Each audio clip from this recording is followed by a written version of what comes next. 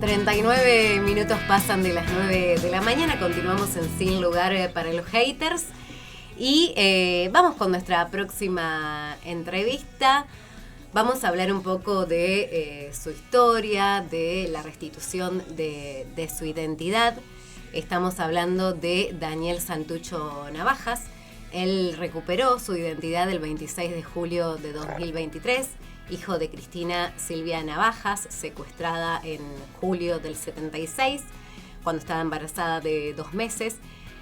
E hijo también de Julio César de Jesús Santucho. Bueno, tiene una enorme familia que lo esperaba, que lo buscó. Estuvo hace poquito Daniel aquí en la ciudad de Rosario, más precisamente en La Toma, presentando su libro, El Nieto 133, porque precisamente es una herramienta que él encontró para contar su historia y para llegar a otros nietos y nietas que quizás tienen dudas de su identidad y que no se animan a acercarse a abuelas.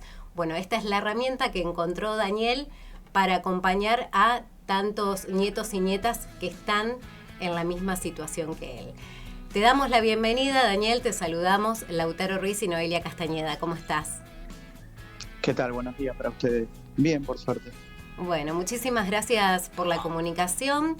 La verdad que fue muy emotivo compartir ese momento en La Toma, donde, bueno, contaste y compartiste esas dudas que te acompañaron durante muchísimo tiempo y que pudiste canalizar, pudiste llegar a abuelas. Bueno, estaba leyendo el libro y en una parte dice que cuando ingresás a la página de abuelas para conocer un poco el camino y la trayectoria, te encontrás con la imagen de tu mamá, aún sin saber que ella era tu mamá. Sí, fue muy, muy fuerte. Yo entré a la página, digamos, buscando a dónde encontrar un contacto para poder plantear mis dudas y empezar, digamos, ¿no? Ese camino hacia recuperar mi identidad. Uh-huh. Ya llegando con muchas dudas y algunas ya más certezas que dudas. Y nada, y una de las cosas que veo al buscar es la imagen de mamá con la historia, ¿no? de la fecha en la que ella la secuestran, cuántos meses de embarazos tenía. Y me puse a leerlo porque me llama la atención y me conmovió lo que relataba ahí. Y no, bueno, pasaron unos meses, luego de que yo me hice el estudio de ADN pasaron 3 meses y el día que me dan el resultado, que me dicen la verdad, bueno, me empiezan a mostrar fotos y la primera foto que me muestran es la de Cristina, la de mamá, y yo no podía creerlo, ¿no? porque era la misma imagen que yo había visto, ¿no? en ese informe que tiene en la página de abuelas. Es increíble, ¿no? Yo sé que conecté, que sin conocerla, sin saber la historia, algo pasó ahí, ¿no? Uh-huh. Es cosas que hay en lo largo también de este tiempo, ¿no? De recuperar mi identidad, de conocer a mi familia. Uh-huh. Hay cosas que son increíbles, como saber que mi hermano mayor se llama Camilo y yo a mi hija mayor le puse Camila. En una lista de nombres que teníamos con la mamá, siempre yo mantenía ese nombre, quería que llevara ese nombre. Uh-huh. Y entiendo que es algo que me transmitió mamá yo estando en la panza. Claro. No le puedo encontrar otra explicación. Uh-huh. O el parecido de mi hija más chica, de Milagros, con mamá. Claro. Son muy parecidas. En una reunión familiar, Nati, la esposa de mi primo Mario, hace el comentario en la sobremesa, ¿no? Del parecido de Mili con Cristina. Uh-huh. Y al día siguiente mi hija le dice a su mamá, me dijeron que me parezco a la abuela. Y yo recuerdo que tenía una foto que me pasó a mi hermano, el Tano, de mamá, de chica, en blanco y negro, y se la comparto a mi hija. Y ella busca una de ellas, también la pone en blanco y negro, y las pone las dos juntas, y es increíble el parecido. El parecido, sí. Claro. Es hermoso, y no solo el parecido físico, sino yo entiendo también la fuerza y la valentía. Claro. Que tuvo mamá, la veo a mis hijas también. Claro. Ahora, Daniel, ¿qué tal? Lautaro te saluda. Bueno, un gusto volver a encontrarnos en esta ocasión vía telefónica. Vos en la presentación lo que decías, lo que narrabas, ¿no? Respecto a que tuviste que sacar y construir, digamos, mucha fuerza como para ir afrontando, ¿no? Este proceso que te ibas encontrando como con distintas versiones de los apropiadores, ¿no? Y que fue todo un paso a paso muy grande el hecho de ir avanzando para lograr atravesar, ¿no? Esa documentación o esas versiones iniciales que tenías. Sí, fue muy difícil desde que llegaron las primeras dudas, a los 21 años, el primero pedirle una explicación, ¿no? A quién quería mi padre y que él afirmara que fuera mi padre, y después encontrarme con un acta de nacimiento que certificaba eso. Era muy difícil el sentimiento que yo tenía, que era de dudar, pero el sentir culpa, ¿no? El sentir miedo por un lado, el miedo a descubrir la verdad, darme cuenta que toda mi vida me habían mentido, y aún sintiendo, por también tener, ¿no?, presente que había nacido en la dictadura, de que quien quería mi padre había sido policía de la bonaerense durante la dictadura, y ya con muchos casos comprobados de la complicidad de la policía con los militares, que mi fecha de cumpleaños fueron 24 de marzo también. Eran cosas que, digamos, que me hacían dudar, ¿no? Que esas dudas que me habían llegado tenían cierto peso, cierta validez. Y por otro lado era el sentido de culpa, ¿no? De culpa de denunciarlo, de culpa de que él pudiera ir preso, de culpa de denunciarlo y que finalmente sea mi padre. Entonces, ¿cómo me iba a perdonar eso?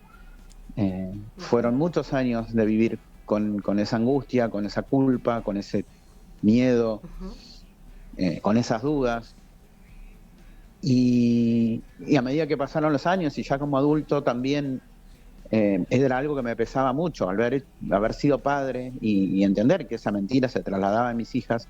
Claro. Realmente fue muy difícil para mí el poder enfrentar a mi apropiador, el exigirle la verdad y el darme cuenta que me mentía, que tapaba una mentira con otra mentira, al decirme que en realidad él se había separado de quien yo creía mi mamá y que ella se había ido con otro hombre, y tiempo después vuelve con un bebé y él la perdona. Si esa era la verdad, ¿por qué no me lo había dicho hace más de 20 años cuando se la pedí por primera vez?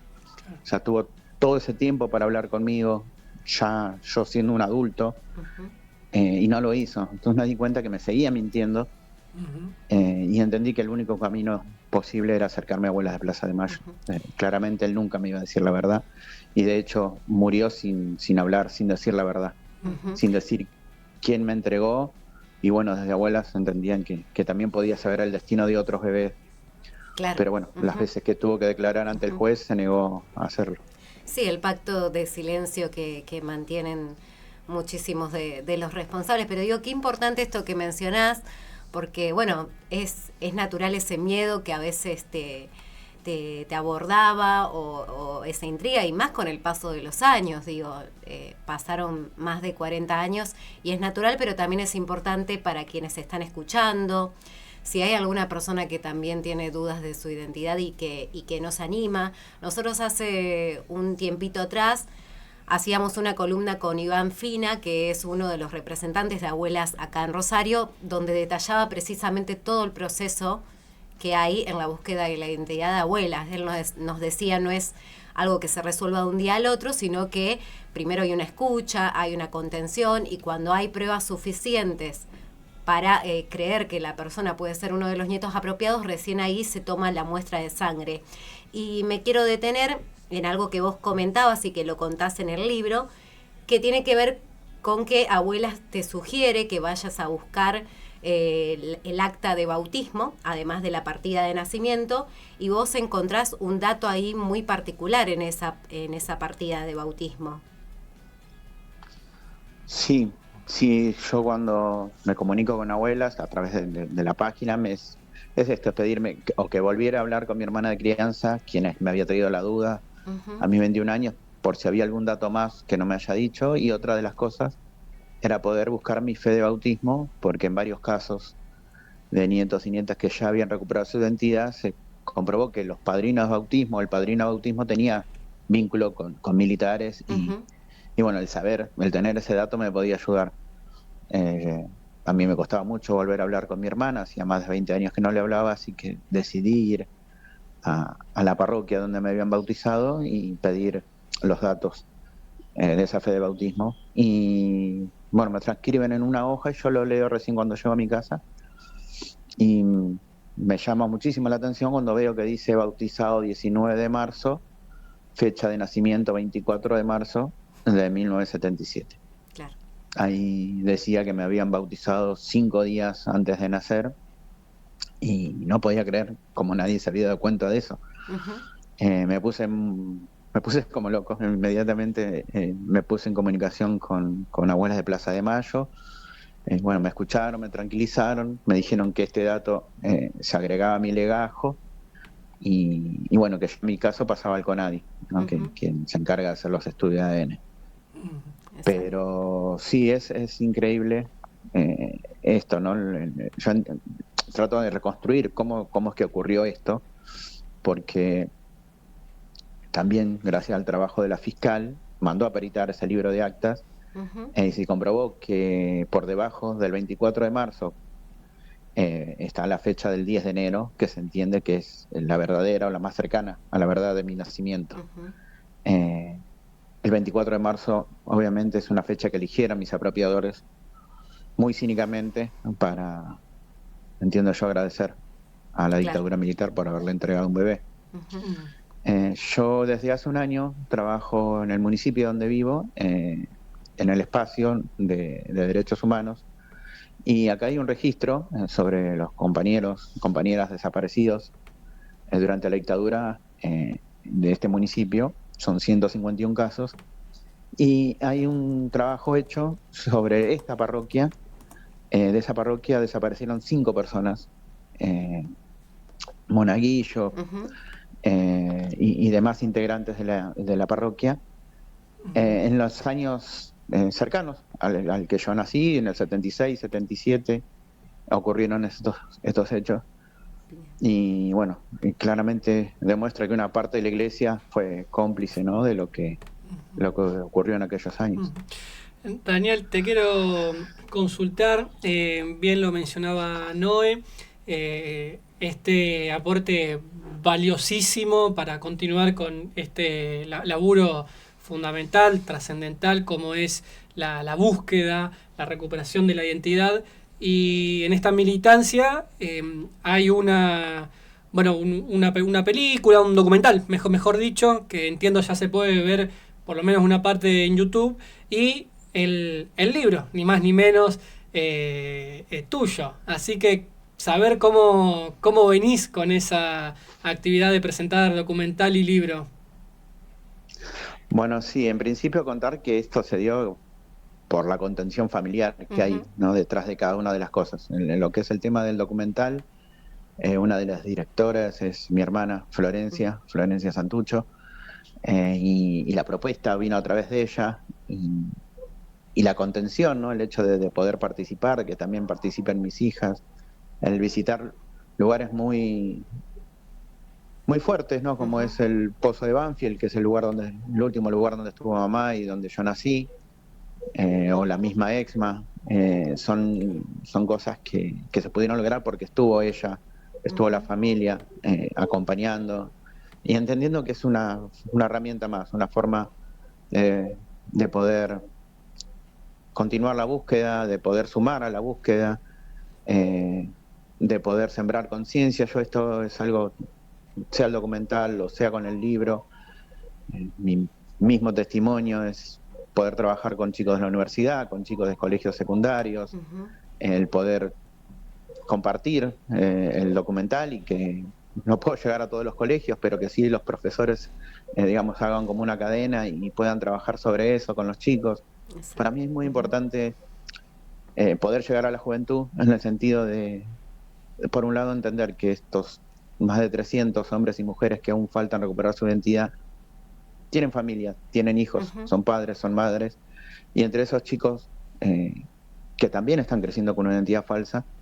pueden ser ellos quienes le den ese empujoncito a sus padres para poder acercarse a abuelas, para poder recuperar su identidad y resolver algo tan importante que es en la vida, ¿no? Saber quién es uno, de dónde viene, cuál es su origen. Y a la vez esto, ¿no? De tanto negacionismo que hay hoy por hoy, el poder, desde mi lugar, con mi semilla, sembrar un poco de memoria, que también es presente. Totalmente. Daniel, te agradecemos muchísimo por estos minutos. Bueno, estamos más que contentos. La verdad que ese día escuchaba las anécdotas que contabas con tu familia y pareciera que no hubiera pasado el tiempo y que hace muchísimo te hubieras reencontrado con ellos o que hubieras estado con ellos toda la vida. Y eso es hermoso porque eso no lo pudieron robar. Y realmente escuchar ahí, bueno, cómo fue el reencuentro con tus hermanos, con tu papá y con toda esa familia inmensa que tanto te buscó, nos llena de alegría. Por supuesto que los micrófonos del programa están siempre abiertos y bueno, invitamos a los oyentes a que puedan disfrutar del documental Identidad Robada, que se encuentra disponible en YouTube, y que puedan acceder al libro El Nieto 133. Te agradecemos muchísimo por estos minutos. Bueno, muchas gracias a ustedes, un placer. Hasta siempre. Un abrazo grande. Un abrazo. Escuchábamos la palabra de Daniel Santucho Navajas, bueno, una de las tantas historias que han querido robar y que han querido silenciar y no pudieron. Y los nietos siguen apareciendo y van a seguir apareciendo porque hay un largo trabajo realizado por abuelas que no tiene tope y que más allá del avasallamiento del gobierno nacional, que está empecinado en vaciar las políticas de memoria, verdad y justicia, bueno, estas historias dan cuenta de que no van a poder, porque precisamente Daniel recuperó su identidad en 2023, bueno, a muy poquito tiempo antes de que asumiera Javier Milei, pero cuando ya esos discursos estaban ganando terreno, y luego se continuaron recuperando identidades y vamos a seguir buscando las identidades de los nietos que aún quedan por aparecer. Me parece importantísimo esto que destacaba Daniel, de que no solamente es la identidad de ellos, sino también de su familia, de sus hijos. Ahora, yo pensaba cuando esto que él decía, que es una mentira que se le podría haber trasladado a sus hijas, ¿no? Porque estamos hablando de una persona adulta joven, de un poco más de unos 40 años, y que recuperó su identidad hace poco, recientemente. Y esto es, lo digo también para ser más preciso y con algunos conceptos que a veces en la militancia o en el ámbito de la discusión aparece esto de el genocidio se sigue repitiendo y sigue latente en las futuras generaciones.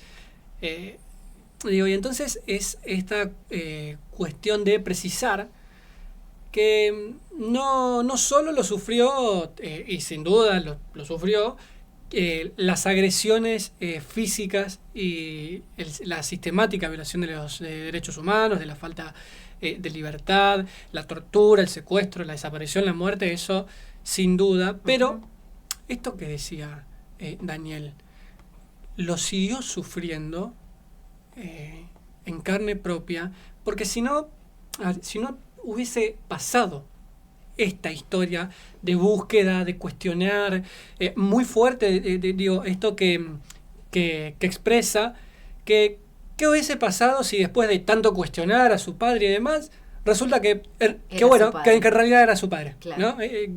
Esto que decía, una gran tensión, lucha interna de, mirá si cuestiono tanto y resulta que sí, que es mi viejo, digamos, como ¿qué hago con todo eso? ¿Cómo continúo? Sí. Bueno, pero